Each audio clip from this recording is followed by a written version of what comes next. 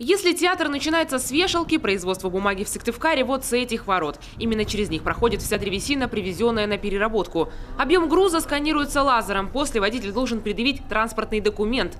Если заготовки легальные и соответствуют стандартам, их отправляют в цех по переработке щепы. Экскурсии тут большая редкость.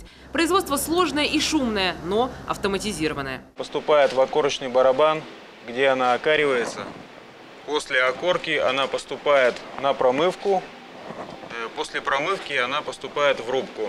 Сюда щепа поступает после рубительных машин, после ее сортируют на хвойную и лиственную. Что интересно, лиственная здесь осины и березы 50/50. Это отражается на качестве продукта. После щепа направляется в варочно-отбельный цех, где выделяется целлюлоза. Вот эти белые волокна. Они промываются и поступают в бумагоделательную машину. Затем с огромной скоростью, проходя сложные этапы, перерождаются в бумажный лист шириной 8,5 метров. Производительность машины 47,5 тонн в час в среднем. Если это перевести данную скорость на скорость, если вы находитесь за рулем автомобиля, это будет где-то порядка 70 км в час. С такой скоростью бумажное полотно непрерывным потоком уходит по бумагоделательной машине в сторону наката. Конечная точка – цех форматной резки. Здесь рулоны нарезают и упаковывают. На этом участке всего 3 линии, производят больше 1000 тонн офисной бумаги в сутки или 420 тысяч упаковок. А в эти контейнеры сбрасывается брак. Причем из-за одного помятого листа отбраковывается вся упаковка.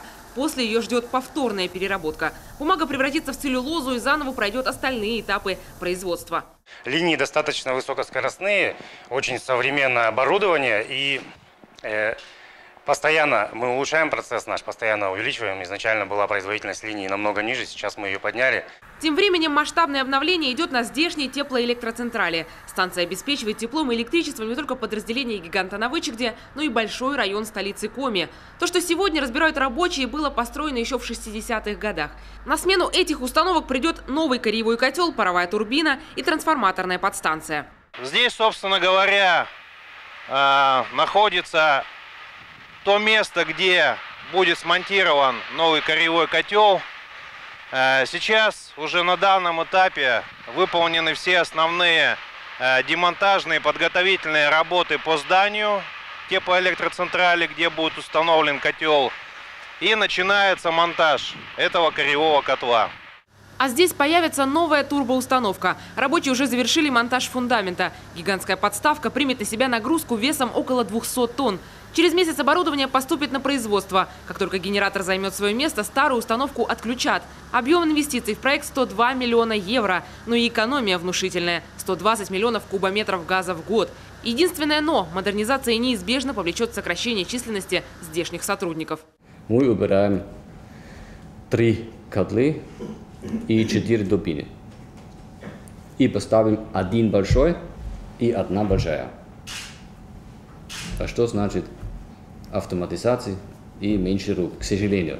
Это не очень приятное дело, но если ты убираешь оборудование, которое уже стоит 50 лет, и поставишь новое, логично, что процесс работает по-другому.